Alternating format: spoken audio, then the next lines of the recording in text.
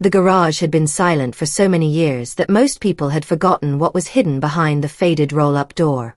When someone finally lifted it, dust filled the air and the quiet was broken. Inside, on the wall, was a yellowed piece of paper taped to a toolbox. The handwriting was bold and instantly recognizable. It read, "I left everything behind here," and it was signed simply with the letter E. That short message brought back a flood of memories: roaring engines, polished paint jobs, and the man who once turned the streets of Compton into his personal car show. Rap legend Eazy-E had passed away from AIDS just 2 days after revealing his diagnosis to the world. Long before the fame, the headlines, and the controversies, this garage had been a private snapshot of who Eric Lynn Wright truly was. What sat inside wasn't just a collection of metal and wheels. It was a piece of his legacy. These cars weren't ordinary. They were the ones that rolled alongside the man who would become known as the godfather of gangster rap. Before the music videos, gold records, and legendary feuds, Eric was just another young man growing up in Compton, trying to survive in a world that offered very few good options for black youth. Born to a school administrator mother and a postal worker father, he came of age during one of Los Angeles's most turbulent eras, when the war on drugs collided with economic neglect, leaving entire neighborhoods in constant struggle. He left high school in the 10th grade but later earned his GED, showing early signs of determination and independence. Like many of his peers, Eric was drawn into the only economy that seemed to reward hard work, the drug trade. It wasn't glamorous, but it paid well. By his early 20s, rumors claimed he had already made more than $250,000. This money didn't just go into his pocket. It built the foundation for something bigger. He invested in studio time, music equipment, and that very garage, which became his sanctuary, a place where he could work, plan, and dream without interruption. Everything changed when tragedy struck. His cousin, who had been deeply involved in the street life with him, was shot and killed. The details of what happened were never fully clear, but the emotional impact was undeniable. The loss forced Eric to rethink everything. He began pulling away from the streets, telling friends he was done risking his life for quick money. Around this time, he started spending more time with friends who were experimenting with music. One of them was a young producer named Andre Young, later known to the world as Dr. Dre. They recognized each other's talent and drive, and with Eric's financial backing from his street days, they launched Ruthless Records. That decision would change hip-hop forever. Eazy-E quickly made a name for himself with raw, unapologetic tracks like Boys in the Hood. Even as he became a global figure, he never abandoned the attitude, authenticity, and street smarts that defined him in Compton. It wasn't an image for the cameras. It was the truth of who he was. Music became Eazy-E's new hustle, and he moved through the music industry the same way he once moved through the streets, strategically, fearlessly, and without apology. But for those who knew him before fame, it was the garage on the edge of town that told the most honest story. That space wasn't just a place to park his cars, it was where he parked his past. It carried the weight of his transformation, holding the dusty footprints of a boy who survived Compton and the fingerprints of a man building a new legacy. And with that single note, "I left everything behind here," all those memories came rushing back. What they found inside that garage wasn't just a set of vehicles. It was the untold story of the man behind the mic. To the public, Eazy-E was a fearless rebel with a microphone, the unfiltered voice that helped push gangster rap into the mainstream. But away from the cameras and stage lights, Eric Lynn Wright lived a far more complicated life than gold chains and explicit lyrics could show. And nowhere was that contrast more visible than in a garage that only a few ever stepped inside. Behind the signature sunglasses and the iconic Compton cap was a man carrying the weight of fame, loyalty, and legacy. At the center of his life was his family, though the media often reduced this part of his story to a headline. It's widely reported that Eazy-E had 11 children with 8 different women, a fact often treated like gossip instead of a piece of a larger story. Those who knew him best, including his children, described someone who made a genuine effort to be present and involved despite the chaos of his world. His oldest son, Eric Wright Jr., better known as Lil Eazy-E, often speaks with deep respect for his father, not just as a hip-hop pioneer, but as someone who taught him strength through both words and actions. Lil Eazy remembers quiet moments of guidance, how his father's discipline shaped him, and how his influence still affects the choices he makes today. His daughter Ebe, whose mother is Tracy Jernigan, has fought publicly to share her father's full story, a version that goes beyond record sales and controversy to reveal the human being at the center of it all. She remembers him as playful, curious, and engaged, especially when business wasn't pulling him away. One of her favorite memories is from a birthday when he gave her his full attention, ignoring the demands of Ruthless Records and NWA to focus entirely on her for the day. For Ebe and many of his children, Eric wasn't just a music icon, he was dad. Eazy-E's romantic life, like much of his world, was complicated. The most talked about relationship was with Tomika Woods, whom he married just 12 days before his death. Some believed the marriage was rushed, possibly for legal or estate reasons. Others saw it as a final act of trust and love, ensuring that the woman he cared for would have control over what he had built. After his passing, Tomika took over Ruthless Records, navigating intense legal battles and heavy public criticism. Despite disputes over her leadership style, she managed to keep the label alive when many thought it would collapse. Even some of Eazy's closest allies admitted she showed remarkable resilience, especially for someone suddenly thrown into one of the toughest industries in the world. What made Eazy-E truly unique was his ability to balance two opposing worlds. In one moment, he could be negotiating a multi-million-dollar deal with icy precision, and in the next, laughing with his kids over fast food at the kitchen table. The man and the mogul were never separate, they coexisted in everything he did. His business partner, Jerry Heller, often described him as charismatic yet calculated, shrewd but soft-spoken. Eazy was rarely the loudest in the room, but almost always the sharpest. He knew when to talk, when to listen, and when to disappear into his own thoughts. And when he wanted to vanish from the noise, he had one place to go. Friends and family recall how he would retreat to his garage for hours, polishing cars or sitting quietly with a cigarette. It was his private sanctuary, a place untouched by ringing phones, label meetings, or recording sessions. In that space, he could simply be Eric, not Eazy-E. Music became his new hustle, and he moved through the industry the same way he once moved through the streets, smart, fearless, and without apology. But for the people who knew him before the fame, there was one place that revealed the truest version of him: a garage on the edge of town. It wasn't just a spot to park his cars, it was where he parked his past. That garage carried the weight of transformation. It still held the dusty footprints of a boy who grew up and survived in Compton, and the fingerprints of a man determined to carve out a new legacy. Years later, when a simple handwritten note inside said, "I left everything behind here," it brought back everything, because what they found inside wasn't just a few old vehicles. It was the untold story of the man behind the mic. To the world, Eazy-E was a rebel with a microphone, the unfiltered voice that helped bring gangsta rap into the mainstream. But behind the headlines and the stage lights, the man born Eric Lynn Wright lived a life that was far more complicated than gold chains and explicit lyrics could ever show. That contrast was never clearer than in that garage, a place only a few people ever entered. Behind his sharp sunglasses and the iconic Compton cap was someone constantly balancing fame, loyalty, and legacy. At the center of Eric's life was his family, a subject often turned into gossip in the media. It's widely reported that Eazy had 11 children with 8 different women, a fact tabloids loved to exploit. But the real story was much more personal. Those who knew him best, especially his children, describe him as a man who, despite the chaos around him, tried to be present and involved. His oldest son, Eric Wright Jr., better known as Lil Eazy-E, often speaks about his father with deep respect, remembering not only a music pioneer, but a man who taught him strength through both words and actions.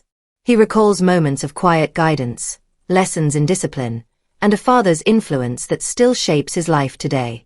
His daughter, Ebe, with Tracy Jernigan, has publicly fought to share her father's complete story. One that isn't just about music charts and controversies, but about the human being at the center of it all. She remembers him as playful, curious, and deeply involved whenever he wasn't consumed by business. One of her fondest memories was a birthday party where he made her feel like the most important person in the world, putting aside the demands of Ruthless Records and NWA just to focus on her. To his children, he wasn't a music mogul, he was dad. His romantic life, like much of his world, was filled with complexity. The most talked about relationship was with Tomika Woods, whom he married just 12 days before his death. Some believed it was a rushed decision made for legal or financial reasons, while others saw it as an act of trust and love, his way of ensuring the woman he cared for would have control over what he built. After his death, Tomika took over Ruthless Records, defending his legacy in court and in public. While some disagreed with her approach, many industry insiders admitted she showed remarkable resilience for someone suddenly thrown into one of the toughest industries in the world. Eazy had a rare ability to balance his different worlds. One moment he could be negotiating million-dollar deals, and the next he was laughing with his kids over fast food. He never completely separated the man from the mogul, they were always one. His business partner, Jerry Heller, often described him as charismatic but calculated, smart but soft-spoken. He wasn't the loudest in the room, but he knew when to speak, when to listen, and when to disappear into his own thoughts. And when he wanted to disappear, the garage was his refuge. Those who knew him said he was surprisingly quiet in private. The man who shouted bold rhymes to the world often preferred silence. Friends remember him spending hours in that garage, polishing his cars, smoking a cigarette, and finding peace away from the chaos. That garage, lined with his favorite rides, was where Eazy could simply be Eric. The things he left behind there told more about him than any lyric ever could. His life was filled with contradictions, but that's what made him real. He was a ruthless businessman and a devoted father, a hustler and a family man, a public icon and a private soul. In that garage, surrounded by steel, chrome, and a single haunting note, everything came full circle. When they opened the door years later, expecting dust and clutter, they found clarity, and something that would shock the world. In early 1995, Eazy checked into Cedars-Sinai Medical Center, thinking his persistent cough was just another asthma flare-up. But within days, doctors gave him a diagnosis that shocked everyone: HIV, AIDS. For a man known for swagger and defiance, the news was devastating. On March 16, 1995, he made his diagnosis public in a statement filled with honesty. "I've got thousands of young fans that have to learn what's real when it comes to AIDS. Like the others before me, I would like to turn my own problem into something good." 10 days later, he was gone, dead at 30, some say 31, from AIDS-related pneumonia. Over 3,000 people attended his funeral. Friends, rivals, and fans, all gathered to honor a man who had shaped hip-hop forever. But while the world built a monument to Eazy-E the icon, what Eric Wright left behind in that garage remained untouched, until someone finally opened the door. Inside, the air felt heavy, like time had been standing still. On a workbench was that note, written in his own hand: "I left everything behind here." No date. No explanation. Just those words. Around it sat 3 cars, still covered in dust: his Impala, his BMW, and his Samurai. They weren't there for show. They were personal, worked on and cared for by him. Together, the cars and the note formed a private museum of his life, one not curated for fans or fame, but for himself. No one knows exactly why he left them there. Maybe he planned to return. Maybe he didn't expect the end to come so soon. Or maybe it was his way of leaving a challenge for the living, to finish the story he couldn't. Standing in that garage, you could feel it. Not just the memory of a hip-hop legend, but the presence of a man who lived fast, loved hard, and left behind more than the world ever saw. The door is open now. The silence is gone. And the world finally knows what he meant when he wrote, "I left everything behind." The garage was more than just a place to store things. It was like a time capsule of Eazy-E's life.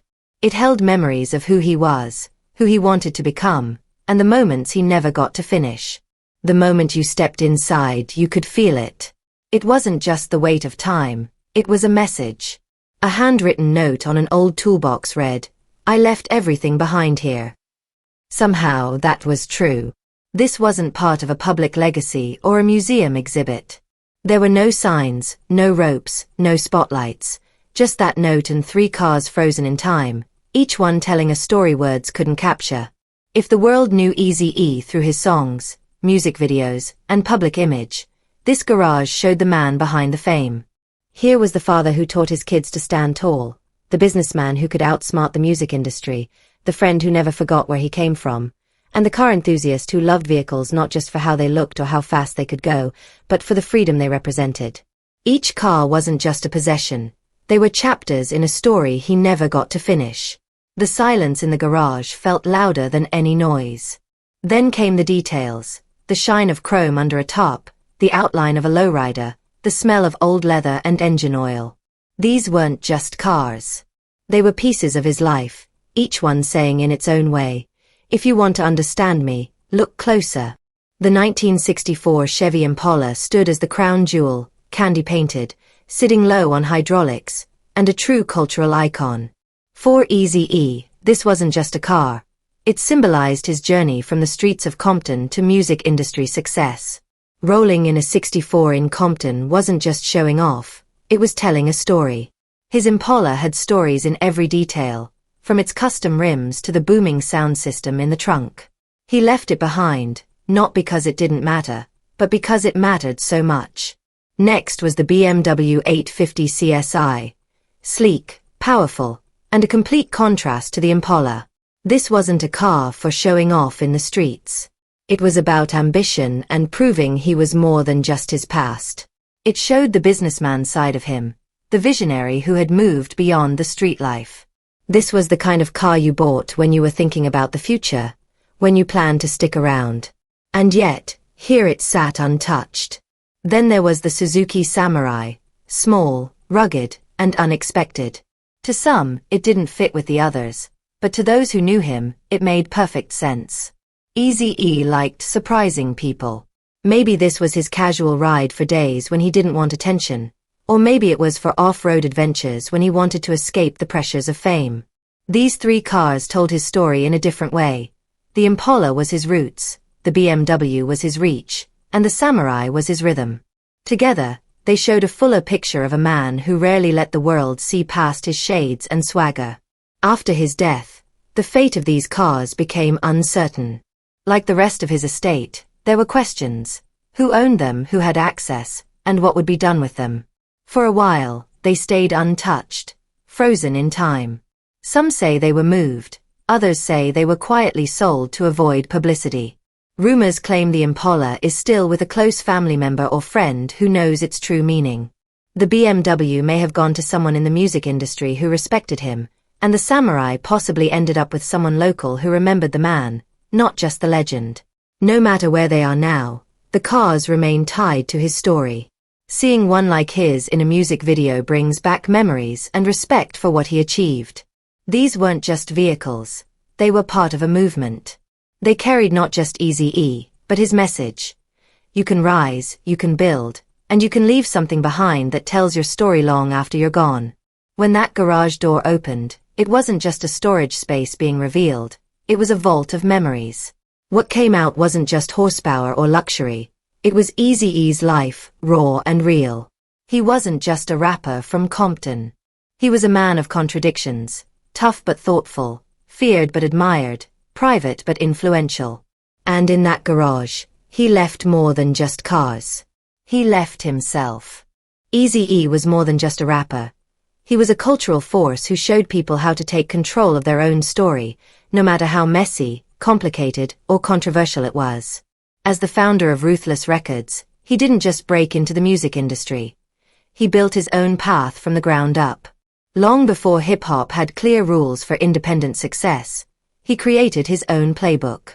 He saw potential in himself and in others when no big record label did. That belief gave birth to NWA and sparked an entire movement. Their lyrics were bold and unapologetic, and the message was powerful. For many people who felt invisible or ignored, it was the first time they truly felt someone was speaking for them. But Eazy-E's legacy was not just about shock value or street credibility, it was about the structure he built. He created an empire with no formal business training, yet he understood the music industry like a natural. He took risks, negotiated on his own terms, and demanded ownership in a business that often took advantage of artists. He claimed his space and never backed down. Beyond the music and the tough image, there was another side to him, a softer one that the public didn't see much. He was a father to many children and was known by friends for his loyalty, humor, and unstoppable drive. He gave back to his community, created opportunities for artists who were often overlooked, and had plans for ruthless records that went beyond just making music. When he passed away in 1995 at only 31 years old after being diagnosed with AIDS, the world didn't just lose a rapper, it lost a pioneer. His death shocked fans, but it also forced the music industry and society to talk about issues they had long ignored: race, health, stigma, and the lack of protection for black artists. Eazy-E's openness about his AIDS diagnosis in his final days broke stereotypes and encouraged important conversations in places that had once avoided them. Today, his influence can still be felt. You can hear it in the music of artists like Kendrick Lamar, YG, and others who continue the tradition of West Coast storytelling. You can see it in the success of independent record labels, in artists who refuse to let themselves be put in a box, and in the demand for authenticity in hip-hop culture. Eazy-E didn't just make music, he made change. Maybe the true measure of a legacy isn't how loudly people remember you, but how deeply you affect them. His cars, his music, his business empire, all of them share the same message. You don't have to be perfect to be powerful. You just have to be real.